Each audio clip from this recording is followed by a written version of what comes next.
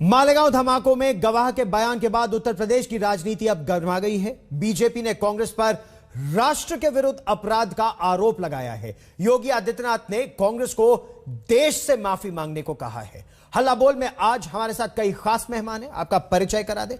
हमारे साथ डॉक्टर संबित पात्रा हैं, आप बीजेपी से हैं। वारिस पठान MIM पार्टी से हैं। समीर कुलकर्णी आरोपी हैं इन धमाकों के, हमारे साथ जुड़ेंगे। PK जैन पूर्व वरिष्ठ पुलिस अधिकारी हैं। कांग्रेस से अरुण सावंत हमारे साथ जुड़ रहे हैं महाराष्ट्र से। डॉक्टर पात्रा, क्यों कांग्रेस पार्टी माफी मांगे अगर एक गवाह अपना बयान बदल रहा है तो? देखिए, गवाह अपना बयान बदल रहा है, ये इतना सिंपलिस्टिक नहीं है। गौरव जी, इन सभी केसों को आपने खुद व्यक्तिगत रूप से भी स्टडी किया हुआ है और मैं बहुत संक्षेप में, बहुत ब्रीफली बताना चाहूँगा। 2006 में, 2008 में दो बार जो मालेगांव ब्लास्ट हुए थे, इन मालेगांव ब्लास्ट में 9 लोग पहले गिरफ्तार हुए थे, जिनमें इनका सरगना शब्बीर बताया गया था। जो शब्बीर था वो LET का फ्रंट फेस था। बाद में शब्बीर को निकाल दिया गया और बाकी लोगों को, जिसमें कर्नल पुरोहित इत्यादि थे, उनको गिरफ्तार किया गया। ठीक उसी प्रकार समझौता एक्सप्रेस ब्लास्ट में आपको जान के आश्चर्य होगा कि United states of America, US ने, और UNSC, United nation security council ने आरिफ कासमानी नामक पाकिस्तान के व्यक्ति को इसमें संलिप्त होने का विषय कहा था कि Arif Kasmani was the one who blasted the Samjhauta express. उसके बावजूद आरिफ कासमानी को दूर करके उसमें भी जिस प्रकार से कर्नल पुरोहित और हिंदुओं के नामों को डाला गया, यह भी हमने देखा। 26/11 में भी ठीक उसी प्रकार की एक कोशिश की गई थी कि आप किसी भी कीमत पे 26/11 से कसाब को हटाओ और 26/11 RSS और हिंदुओं की साजिश है, इसको आप रखो। यहां तक बात गई थी, यह रिपोर्ट छपे हुए हैं, कि जो डेविड हेडली था उसने लाल रंग की मौली खरीदा हुआ था। इन सारे आतंकवादियों के हाथ में लाल रंग की मौली पहनाने वाला था, ताकि ये बाद में जब मारे जाते तो हिंदू कहलाते और हिंदू आतंकवाद का तगमा जो है 26/11 पर भी लगता। ये तो भला हो हमारे जो ASI थे तुकाराम ओम्बले 26/11 में, तुकाराम जी के कारण से कसाब जो आतंकवादी था वो पकड़ा गया और जो हकीकत है वो हमारे सामने आया। ठीक उसी प्रकार मालेगांव ब्लास्ट का आज जो सच्चाई आया है, यहां पुलिस अधिकारी बैठे हैं, आप उनसे पूछिए। 2008 का मालेगांव ब्लास्ट, ATS मुंबई शुरू करती है इसको देखना। 2011 में NIA इसको टेक ओवर करती है। जो कॉन्ट्राडिक्शंस NIA और ATS के बीच में थी, वो कॉन्ट्राडिक्शन तो हमारे सरकार के समय नहीं थी। खुद NIA ने कहा हुआ है कि जो ATS ने दिखाया है यहां पर कहीं ना कहीं बहुत सारी गलतियां हैं, वो एविडेंसेस नहीं। बहुत गंभीर आरोप, बहुत गंभीर आरोप आप लगा रहे हैं। बहुत गंभीर आरोप कांग्रेस पार्टी पर आप लगा रहे हैं, उस समय की राजनीति पर आप लगा रहे हैं, ये कहते हुए। और अरुण सावंत जी, इसका उत्तर दीजिए। आरोप भारतीय जनता पार्टी ये लगा रही है कि जो पाकिस्तानी आतंकवादी हैं उनको तो छोड़ दिया गया और हिंदुओं को फंसाया गया, और योगी आदित्यनाथ कह रहे हैं कि एक बहुत बड़ी साजिश है हिंदुओं को बदनाम करने की। देखिए, आरोप करना ये भारतीय जनता पार्टी का प्रथम कर्तव्य है और वो आज तक जब से सत्ता में आई तब से आरोप करने का ही काम कर रही। इस देश में कोई भी विकासात्मक काम करने के ऊपर उनका ध्यान नहीं है। दूसरी बात, आज आपको मैं एक इंपॉर्टेंट बात बताना चाहूंगा कि भारतीय जनता पार्टी, केंद्र सरकार, टाइमिंग जो होता है, टाइमिंग, किसी भी चीज का टाइमिंग साधने में काफी माहिर है। आपको मैं ये बताना चाहूंगा कि जब बिहार में चुनाव थे तभी उन्होंने महाराष्ट्र के सुशांत सिंह का मुद्दा उठाया। पश्चिम बंगाल में जब चुनाव थे तो चुनाव के पहले उन्होंने हिंदू मुस्लिम दंगे किए। पंजाब में अभी जब विधानसभा के चुनाव है तब उन्होंने बॉम्ब ब्लास्ट का वहां पर एक करने का प्रयत्न किया। उत्तर प्रदेश में अभी विधानसभा, आप आरोप लगा रहे हैं कि जो पंजाब में हमने बॉम्ब ब्लास्ट किया, उत्तर प्रदेश में अभी इलेक्शन है तो उन्होंने योगी नहीं, मैं ऑब्जेक्ट करता हूं। आदित्य नाम योगी गौरव जी, ये बहुत ही गंभीर मसला है। मैं संबित पात्रा जी, आपको उत्तर देना बहुत गंभीर है। नहीं, मैं चुनाव के पहले ये सब क्यों हो रहा है? कांग्रेस के एक सेकंड रुकिए, एक कांग्रेस के प्रवक्ता को शांत करिए जरा। एक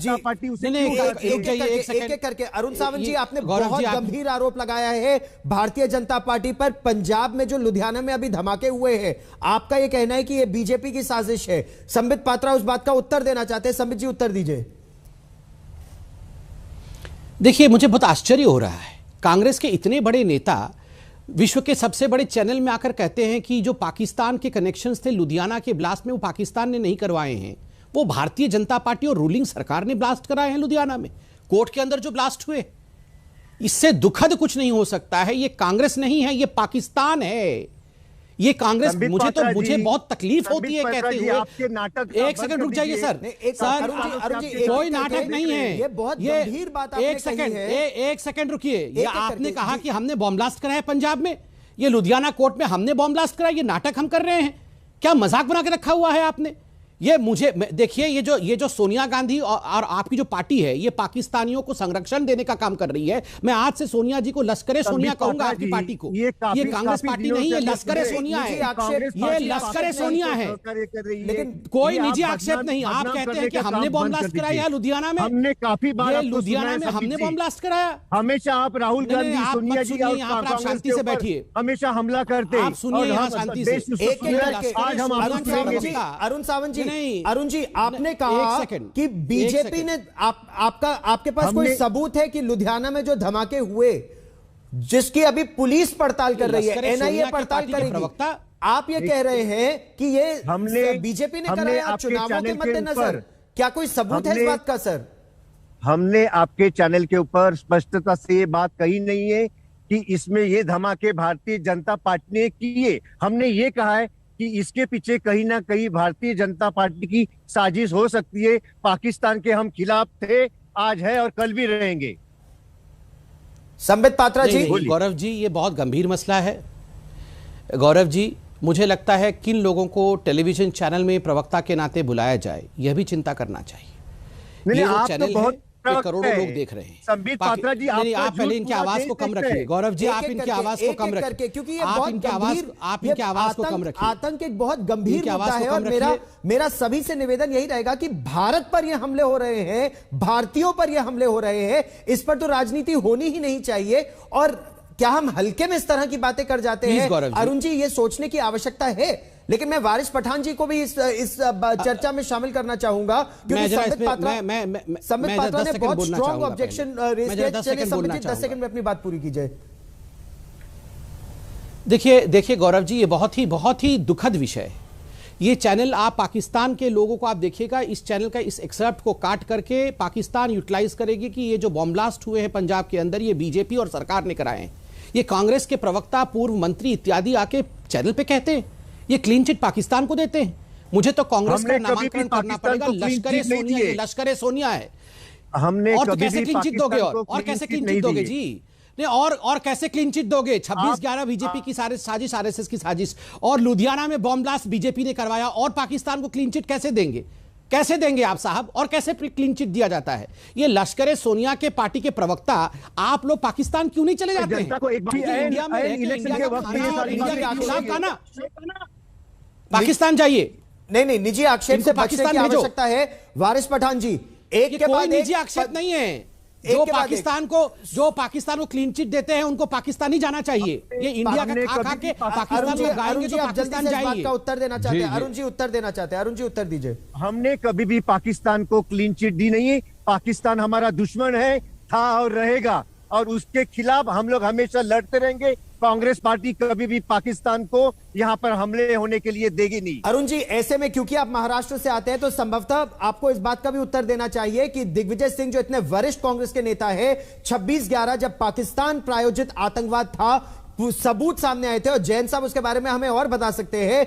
ऐसी परिस्थिति में दिग्विजय सिंह ने एक पुस्तक का विमोचन किया, 26/11 आरएसएस की साजिश। तो क्या यह पाकिस्तान को क्लीन चिट थी या नहीं थी? इसका मैं उत्तर लेने आपके पास आऊंगा। लेकिन वारिस पठान जी, एक के बाद एक 15 गवाहों ने कहा कि उन्हें एटीएस पर मारपीट का उन्होंने आरोप लगाया, उनके परिवारों तक को एटीएस ने धमकाया, यह आरोप लगाया। क्या भगवा आतंकवाद का जो फर्जीवाड़ा था पूरी तरह से बेनकाब हो गया है? वारिस पठान जी।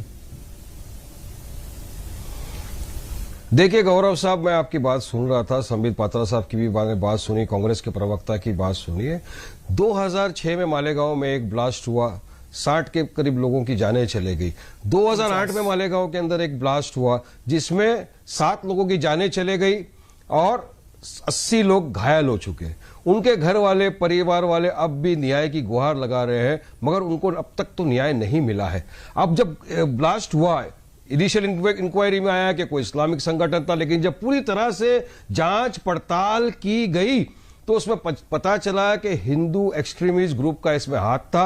अभिनव भारत का नाम आया, और जो मोटरसाइकिल से ये ब्लास्ट किया गया था, जिसकी वजह से लोगों की जानें चले गई, वो जो मोटरसाइकिल थी वो साध्वी प्रज्ञा सिंह ठाकुर के नाम पे थी। साध्वी प्रज्ञा सिंह ठाकुर को अरेस्ट किया गया, वो आज बेल पर है, मेरिट्स पे नहीं, वो मेडिकल ग्राउंड्स के ऊपर बेल पर आई है। अब सिमिलर केस में मुंबई ब्लास्ट हुआ था 1992 का, जब भी उसमें एक मारुति वैन का इस्तेमाल किया गया था जो एक लेडी के नाम पे थी। सिर्फ लेडी का नाम होने की वजह से 1993 मुंबई बॉम्ब ब्लास्ट, उसके अंदर वो लेडी को कन्विक्ट किया गया। तो हमको उम्मीद है कि यहां पर साध्वी प्रज्ञा सिंह ठाकुर को कन्विक्शन मिलना ही चाहिए। मगर देखा क्या जा रहा है, बाबरी मस्जिद को हमारी शहीद कर दिया गया, जितने भी लोग उसमें से अरेस्ट हुए थे किसी को कन्विक्शन नहीं हुआ। समझौता एक्सप्रेस, अजमेर ब्लास्ट, इन ब्लास्टों के तार जुड़े हुए थे अभिनव भारत और ये हिंदू आउटफिट्स के साथ। आज तक वहां पे क्या हुआ, कुछ हमारे सामने फैसला नहीं आ रहा है, लोगों को न्याय नहीं मिल रहा है। Justice delayed is justice delayed.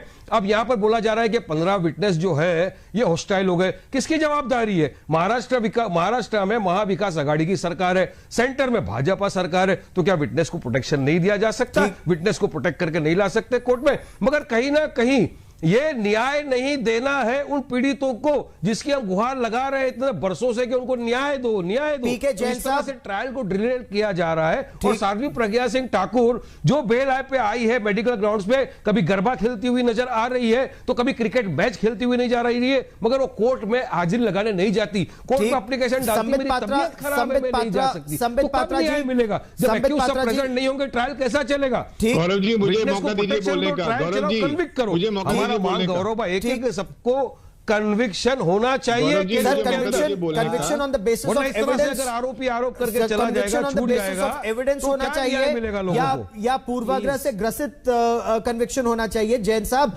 Mumbai police के अधिकारी, मुंबई पुलिस के अधिकारी भी हमारे साथ, पूर्व अधिकारी जैन साहब, महाराष्ट्र पुलिस, मैंने सभी वक्ताओं को बड़े पेशेंस के साथ सुना है। परमवीर सिंह के काम करने के तरीके पर पूरी करने सर का आपको मौका दिया बिल्कुल दिया जाएगा, लेकिन परमवीर सिंह साहब के काम करने के तरीके पर प्रश्न अभी भी उठ रहे हैं, उस समय भी उठ रहे थे, खासतौर पर मारपीट कर आरोप और राजनीति से प्रभावित काम करने का। शुरू करूंगा 2006 के धमाकों से। 2006 के जब धमाके हुए थे तो मैं नासिक में आईजी की पोस्ट पे था जी। धमाके जैसे ही धमाका हुआ, मैं इमीडिएटली सबसे पहले पहुंचने वाले अधिकारियों में मैं था।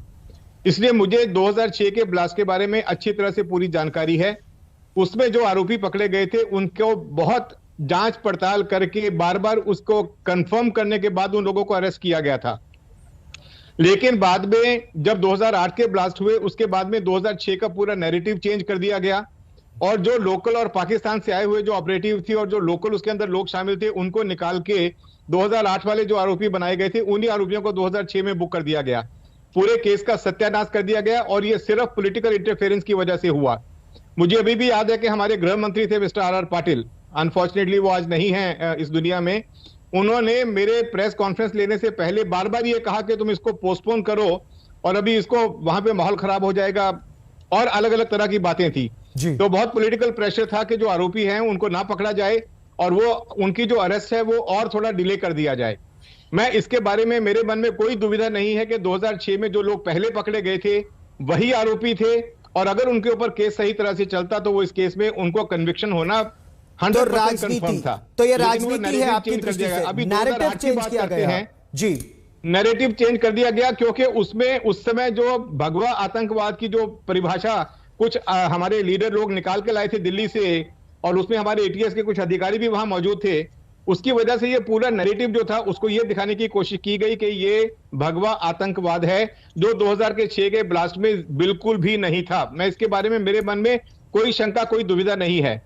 2008 का जो ब्लास्ट हुआ जी, उस इन्वेस्टिगेशन के बारे में सिर्फ हमने सुना है, अधिकारियों से जो चर्चा हुई उसके बारे में जाना गया, तो उनका कहना था कि इसके अंदर कुछ हिंदू इंडिविजुअल्स इन्वॉल्व हैं।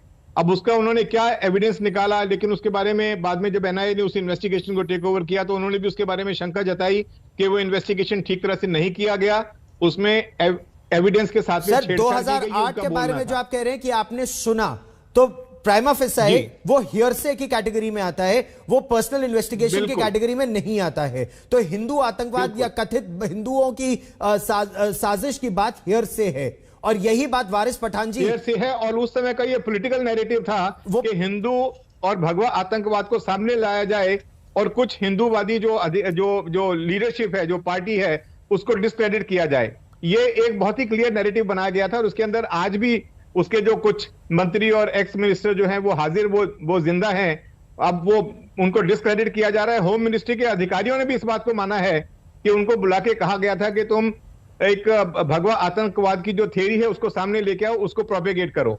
तो ये बड़ा भगवा पॉलिटिकल नैरेटिव था, पॉलिटिकल नैरेटिव क्रिएट किया जा रहा था। वारिस पठान जी, ये संगीन जुर्म है या नहीं है? आप एक भारतीय के तौर पर आप क्या सोचते हैं? 26/11 में पाकिस्तानी आतंकवादी अजमल आमिर कसाब पकड़ा गया, लेकिन अजमल आमिर कसाब के हाथ पे मौली बांधी हुई थी, और वो डेविड कोलमैन मौली हेडली बांधी हुई थी। उसके पास में हिंदू आई कार्ड था। अगर वो जिंदा नहीं मिलता तो वो भी हिंदू भगवा आतंकवाद के नाम से उसको भी चिपका दिया जाता। कितनी गंभीर साजिश है देखिए, वारिस आपने पठान मुझे जी। गौरव साहब सवाल किया कि एक भारतीय होने के नाते आप देखिए गौरव साहब, आपने मुझे कहा कि एक भारतीय होने के नाते से आप बताइए, तो मैं आपको एक भारतीय होने के नाम से बताता हूं। मुझे फक्र है कि मैं एक भारतीय हूं। आतंकवाद का पहले तो कोई धर्म नहीं होता है, आतंकवादी आतंकवादी होता है।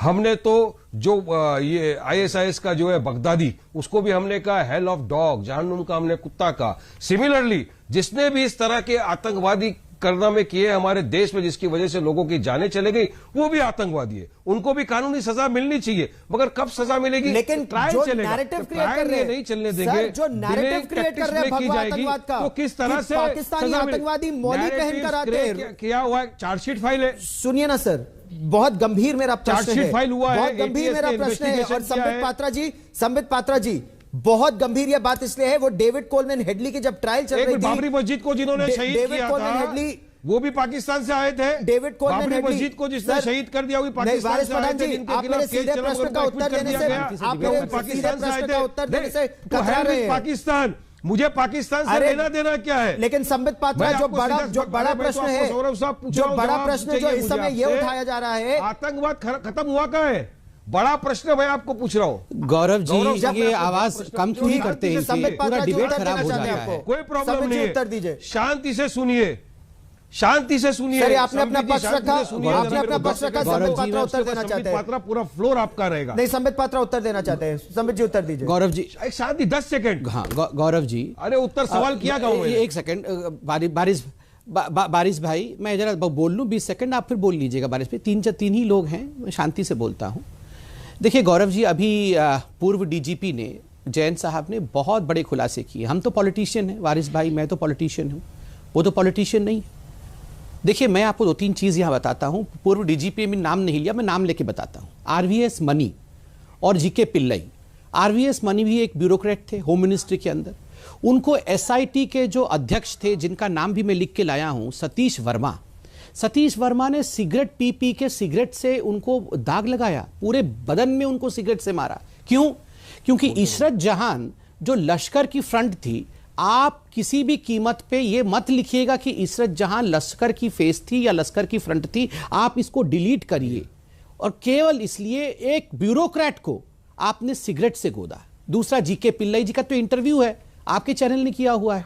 GK पिल्लई कौन थे? Secretary, home secretary, IAS officer, senior, one of the senior most IAS officers of the country. Home secretary ने क्या कहा है कि जो एफिडेविट दिया गया कोर्ट के अंदर, पहला एफिडेविट मैंने देखा है, सेकंड एफिडेविट चिदम्बरम जी ने मेरे से छीन करके खुद बनाया, जिसमें इशरत जहां पाकिस्तान से जुड़ी हुई थी, वो वाला विषय उन्होंने काट दिया इशरत जहां का। आप सोचिए, ये कांग्रेस के नेता, मैं लश्कर सोनिया ऐसे ही नहीं कह रहा हूं, आप अपने हाथ से काटा है, आप सोचिए, the roots are so deep. ये डिबेट नहीं है, मुझे वारिस पठान जी के साथ डिबेट नहीं करना, वो तो मेरे भाई हैं। मुझे देश प्रश्न यहाँ ये मुझे बताना है, आप सोच जी कि अगर इतने वर्षों से ये हो रहा था, पिछले 7 वर्षों से तो आपकी सरकार है, अगर किसी ने जांच को प्रभावित करने की साजिश रची तो क्या कोई कानूनी कार्रवाई बनती है या नहीं? इस 2008 में मालेगांव में धमाके हुए थे। गूंज 2021 में उत्तर प्रदेश चुनाव से पहले सुनाई दे रही है। भारतीय जनता पार्टी ने कांग्रेस पर बड़ा वार किया है। वोट बैंक की राजनीति, अल्पसंख्यकों की राजनीति का आरोप अब हो रहा है। हमारे साथ समीर कुलकर्णी भी है। समीर कुलकर्णी आरोपी हैं 2008 के मालेगांव धमाकों के। समीर कुलकर्णी जी, क्या आपके साथ Mumbai police anti terror squad की किस तरह से बातचीत हुई? आपकी हेमंत करकरे जी उस समय उसके अध्यक्ष थे, उनसे बातचीत हुई। एटीएस में परमबीर सिंह के साथ आपकी क्या बातचीत रही? सर जी, 2008 में पूरा वर्ष मैं महाराष्ट्र में नहीं आया, मैं मध्य प्रदेश में था। एक बात। दूसरी बात, सर मैं किसी भी संस्था संगठन का या किसी पार्टी का कार्यकर्ता नहीं था, लेकिन मैं उस वक्त की केंद्र की जो सरकार थी, यूपीए गवर्नमेंट थी, उसकी जो देश विरोधी नीति थी उसका मैं विरोध करता था। मैं पूना महाराष्ट्र में रहता हूं और शरद पवार का ये गढ़ था उस वक्त का। तो यहां पर हम सकारात्मक तरीके से सामाजिक काम करते थे और उनकी जो देश विरोधी धर्म विरोधी गतिविधियां थी उसका हम कानून के दायरे के अंदर विरोध करते थे। और हम महाराष्ट्र से मध्य प्रदेश में चले गए कि हम अपना वैयक्तिक जीवन, सामाजिक जीवन जी सके। मैंने कभी जिंदगी में मैं मालेगांव गया नहीं, ना ही मैंने पहली बार अपने मेरा प्रश्न अलग था। मेरा प्रश्न परमबीर सिंह मुंबई के कस्टडी में सुनाया जी। Yes sir. सर मुझे भोपाल मध्य प्रदेश से परमवीर सिंह की जो बीबी है, इंडिया बुल्स कंपनी में जो डायरेक्टर थी, उसके चार्टर प्लेन से मुझे झूठे नाम से भोपाल मध्य प्रदेश से राजाबुज हवाई अड्डे से मुझे पकड़ के इलीगल डिटेंशन मुझे किया गया। जैसा गाड़ी को किक मारते हैं वैसा परमवीर सिंह ने मुझे स्वयं पीटा है, खानविलकर ने मुझे पीटा है, बाकी एटीएस अधिकारी ने पीटा है। केवल और केवल इसलिए हमें पीटा गया कि आप कुछ उस वक्त के सामाजिक, धार्मिक, राजकीय जो देशभक्त, राष्ट्रभक्त नेतृत्व करने वाले थे उनके आप नाम ले लो। हमने जीवन में हम उनको मिले नहीं, ना ही हम किसी कार्यक्रम उपक्रम में उनके साथ थे, लेकिन जानबूझकर कन्फेशन देने के लिए, उनका नाम देने के लिए हमको 24 घंटे में से 20-20 घंटा पीटते थे। मैं स्वयं उसका भुक्तभोगी हूं सर। अभी तो कुछ सच्चाई सामने आई है देश के, अभी कुछ नाम आने और भी बाकी है। 13 वर्ष से हम चिल्ला रहे थे, केवल हम आरोपी इसलिए हमारी बात का अनदेखी कर लेते। लेकिन सर 12 में से 11 आरोपियों का इलीगल डिटेंशन, आज 12 में से 5 आरोपियों को डिस्चार्ज किया है विदाउट ट्रायल सर। सरकार तो 2014 में बदली सर। 2008 से 14 तक अगर किसी ने गुनाह किया है तो उसको क्यों नहीं सजा दे पाए सर आज तक? ये मुझे बताइए सर। और संबित पात्रा गवाह हो चुके, लेकिन 2006 में आप ठीक। लेकिन मैं जैन साहब आपसे यह भी पता करना चाहता हूं कि एनआईए ने जब जांच की इसी मामले की, एनआईए को जब एक केस हैंडओवर किया गया तो एनआईए ने महाराष्ट्र एटीएस पर बहुत गंभीर सवाल उठाए, गंभीर प्रश्न उठाए, यहां तक कि कर्नल पुरोहित पर आरडीएक्स प्लांट करने का आरोप लगाया महाराष्ट्र एटीएस पर। यह तो महाराष्ट्र पुलिस पर बहुत बड़ा सवालिया निशान है। नहीं सर जी, मैं दुरुस्त करता हूं आपको कि एटीएस के अफसर ने सर प्लान किया सर और कर्नल को झूठा फंसाया, ऐसा एनआईए का कहना है सर। ये आर्मी एरिया में देवलाली कैंप में जो सोर्स था, जो आरोपी क्रमांक 11 है सुधाकर चतुर्वेदी, जो आर्मी का एमआई का सोर्स था, उसके घर में एटीएस का जो अफसर था बगाड़े करके उसने प्लान किया आरडीएक्स। और ये आर्मी के 2 अफसर ने देखा, वो रिपोर्ट किया, एनआईए ने अपने चार्जशीट में उनका स्टेटमेंट रिकॉर्ड किया है सर। केवल इतनी बात नहीं है सर, ये महाराष्ट्र के पूरे 164 स्टेटमेंट फैब्रिकेट किए गए। धारा 164 के स्टेटमेंट देखिए, बहुत अनफॉर्चुनेट गौरव जी, ये बहुत ही अनफॉर्चुनेट डेवलपमेंट है कि कुछ अधिकारी पॉलिटिकल पावर्स के सामने झुक जाते हैं और फिर वो अपने पर्सनल एग्रेंडाइजमेंट के लिए, अपने खुद की बढ़ोतरी के लिए वो कुछ भी गलत शब्द करने को तैयार हो जाते हैं। ये बहुत ही दुर्भाग्यपूर्ण बात है, मैं इस बात से इनकार नहीं करूंगा। लेकिन एक बात ये जरूर है कि ये सारा काम पॉलिटिकल प्रेशर में हुआ। ये सारा नैरेटिव, जैसा मैंने पहले बताया आपको, पॉलिटिकल प्रेशर में बनाया गया। और ये जो कुलकर्णी जी जो बात कह रहे हैं, इसमें काफी हद तक सच्चाई हो सकती है, क्योंकि उस समय कुछ भी करके एक पर्टिकुलर सेट ऑफ लोगों को या एक पर्टिकुलर पार्टी को डिस्क्रेडिट करना है, ये सरकार के निशाने पे था। इसलिए कुछ भी करके कैसे भी इन लोगों को इन्वॉल्व करो, लेके आओ, असीमानंद को लेके आओ, वो सारे केस जितने हैं जो बाद में इनके ऊपर से जबरदस्ती डाले गए थे, डॉक्टर पात्रा धीरे धीरे या तो डिस्चार्ज हो रहे हैं या छूट रहे हैं, क्योंकि उसमें एविडेंस था नहीं। एविडेंस पकड़ नहीं के था। लोगों को एविडेंस अरे प्लांट किया गया। मुझे डॉक्टर पात्रा से कुछ सवाल करना है, अगर आप बोलेंगे जरूर तो मैं कीजिए, सवाल करूंगा आप डॉक्टर जरूर पात्रा से। कीजिएगा, लेकिन अभी प्रश्न मैं पूछता हूं, आपसे भी प्रश्न पूछूंगा वारिस पठान जी। अरुण सावंत जी जा चुके हैं संभवतः, क्योंकि मैंने उनसे पूछा था कि 26/11 आरएसएस की साजिश जो किताब थी वो दिग्विजय सिंह ने जब जिसका विमोचन किया, उस समय जब पाकिस्तानी आतंकवाद के बारे में सब क्लैरिटी आ गई थी। लेकिन संबित पात्रा, महाविकास अघाड़ी का यह दावा है कि ये एक बात मैं बयान, सिर्फ कहना चाहूंगा, एक बात सुन लीजिए मेरी, ये जो भगवा आतंकवाद है, इसको, इस नैरेटिव को बढ़ाने में दिग्विजय सिंह का भी बहुत बड़ा हाथ है जी। लेकिन प्रश्न ये उठता है, मैं वो कांग्रेस के प्रवक्ता इस समय हमारे साथ है नहीं इस बातचीत में, लेकिन डॉक्टर पात्रा, महाविकास अघाड़ी का दावा यह है कि उत्तर प्रदेश चुनाव से ऐन पहले इस साजिश, इस तरह की बातें हो रही हैं, ये बयान आ रहे हैं। एमवीए का कहना है कि ये तो बीजेपी की साजिश है, उत्तर प्रदेश में सांप्रदायिक माहौल बिगाड़ने की साजिश है ये। क्या सांप्रदायिक माहौल? अभी तो यहां वारिस पठान कह रहे थे आतंकवाद का धर्म नहीं होता है, तो फिर कैसे अब धर्म हो गया? मतलब आतंकवादी कोई पकड़ा जाएगा तो ये सांप्रदायिक माहौल कैसे बिगड़ जाएगा? क्योंकि धर्म तो होता ही नहीं आतंकवाद का। और दूसरा विषय है, मतलब ये चुनाव उत्तर प्रदेश में हो रहा है तो हम सब पत्ते पहन के गुफा में रहें, कोर्ट हियरिंग बंद कर दे, वैक्सीन लगना बंद हो जाए, कोई काम नहीं होना चाहिए क्योंकि चुनाव हो रहा है ना। सब जजेस और हम सब जो हैं सब काम बंद कर दे, जजेस हियरिंग करना बंद कर दे। ये तो जो एविडेंस वाला विषय हुआ है ना, ये कोर्ट में, ये तो कोर्ट का विषय है, इसे भारतीय जनता पार्टी क्या करेगी? ये अनर्गल, देखिए ये जो कांग्रेस पार्टी और महाविकास अघाड़ी है, इसमें पवार साहब भी शामिल थे, उनकी पार्टी भी शामिल थी। इन लोगों ने ये सैफरन टेरर का षड्यंत्र रचा नहीं होता तो आज ये गूंज नहीं होती, आज ये आवाज नहीं होती। दूसरी बात मैं यहां बताना चाहूंगा, आप जानते हैं कर्नल पुरोहित 9 साल जेल में रहे। वो एक आर्मी के इंटेलिजेंस ऑफिसर थे। 59 आर्मी के जवानों ने विटनेस प्रस्तुत किया कि वो आर्मी के विटनेस थे, आर्मी के एक इंटेलिजेंस ऑफिसर थे। एक आर्मी के इंटेलिजेंस ऑफिसर को कांग्रेस के षड्यंत्र के कारण, अपीजमेंट पॉलिटिक्स के कारण, तुष्टिकरण की राजनीति के कारण 9 वर्ष जेल में बिताने पड़े। आप सोचिए साध्वी प्रज्ञा के साथ क्या क्या नहीं हुआ, क्या बदसलूकी नहीं हुई है। उनको मारा गया, पीटा गया, 9 साल तक जेल में बंद रखा गया और अंत में 2017 अप्रैल में कोर्ट ने क्या कहा, मैं पढ़ रहा हूं जो जस्टिस रंजीत मोर ने कहा है बंबई हाईकोर्ट के, we have said in our order that prima facie there is no case made out against Sadhvi. Justice Ranjit More, division bench के। आप बताइए, 2006 में ब्लास्ट होता है, 2008 में ब्लास्ट होता है, एटीएस के पास पूरा यह विषय था, 2014 तक आपकी सरकार थी, आप एक भी एविडेंस प्रस्तुत नहीं कर पाते हैं। आपके पास अगर एविडेंस होता तो आप एविडेंस प्रस्तुत कर देते, ये लोग हमेशा के लिए जेल में रहते। आज क्यों चिल्ला रहे हैं ये लोग? दूसरी बात मैं यहां बताना चाहूंगा, जो 2006 में मालेगांव ब्लास्ट हुआ था उसका प्राइम कल्प्रिट मैंने पहले भी बताया था, अभी बताता हूं, जैन साहब मौजूद हैं, उन्होंने खुद हैंडल किया है।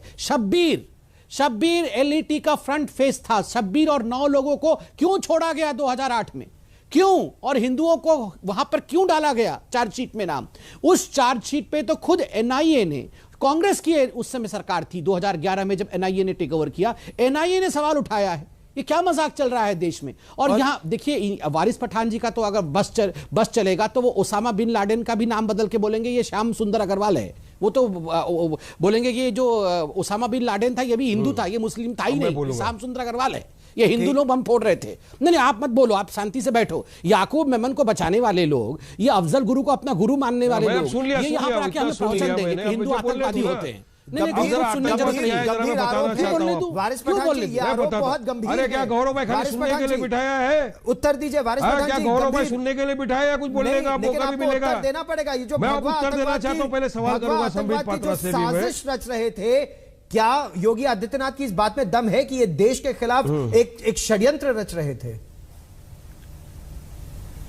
वारिस पठान जी, तो भगवा आतंकवाद खत्म हो गया क्या हमारे देश से? अभी आपने नहीं देखा 17, 18, 19 दिसंबर के दिन क्या हुआ? धर्म संसद के नाम के ऊपर जो लोगों ने हरिद्वार के अंदर बुलाया था, जिसमें मुस्लिम जेनोसाइडल का कॉल दिया गया था, क्या यह आतंकवाद का कॉल नहीं था? क्या मुसलमान का नरसंहार कर दो, क्या यह आतंकवादी गतिविधियों की एक विधि नहीं है? क्या बच्चों को बोला गया कि आप पेन, कलम, कागज, बुक छोड़ दो, तलवार उठा लो, मुसलमानों का नरसंहार कर दो? क्या यह आतंकवादी की भाषा नहीं थी? क्या यह भाषा गलत नहीं थी कि हमको 100 ऐसे इंसान तैयार करने चाहिए जो 20 20 लाख मुसलमानों का नरसंहार कर दे, तो क्या ये आतंकवादी गतिविधियां नहीं थी? क्या ये आरएसएस का एफिलिएट आतंकवाद ऑर्गेनाइजेशन नहीं है? दूसरी बात, कालीचरण ने वहां पे रायपुर के अंदर क्या कहा? छत्तीसगढ़ में father of the nation Mahatma Gandhi को गालियां बकी और वहीं पर नथुराम गोडसे की तारीफ की। नथुराम गोडसे वही है जो हिंदुस्तान का, हमारे भारत देश का सबसे पहला आतंकवादी था, है, रहेगा। क्या संबित पात्रा बैठ के नथुराम गोडसे को मुर्दाबाद बोलेंगे? तो वहां पे ग्लोरीफाई किया, तो क्या ये आतंकवादी गतिविधियां नहीं थी? मगर क्या एक्शन लिया मोदी ने?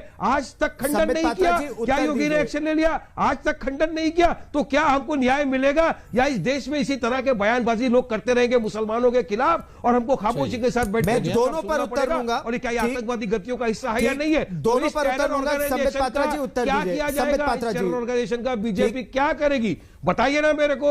ठीक, आप कांग्रेस ने भी क्या किया? अभी की बात आप उठा रहे हैं, संबित पात्रा उसका उत्तर देंगे, लेकिन भगवा आतंकवाद पर आपने भी उत्तर नहीं दिया। संबित पात्रा जी मेरे पास आखिरी 30 सेकंड है, संबित पात्रा जी उत्तर दीजिए। तो भगवा आतंकवाद तो मैं बोल रहा हूं, पात्रा जी उत्तर दीजिए। किसने किया था? धर्म सांसद किसने? वारिस पठान जी, यतीन्द्र सिंह आनंद, वारिस पठान जी आपने अपना पक्ष रखा, संबित पात्रा जी उत्तर दीजिए। महिलाओं के लिए आप सब यूज किए थे, यतीन्द्र सिंह आनंद वही है। अगर ये संबित पात्रा जी उत्तर दे रहे हैं जाएं तो मैं बता तो दूं, गलत कहा था। दे दूं। वही यतीन्द्र सिंह आनंद है जो आयोग था वहां का। वारिस पठान जी काट तो दिया गर्दन। संबित पात्रा जी उत्तर दीजिए जी।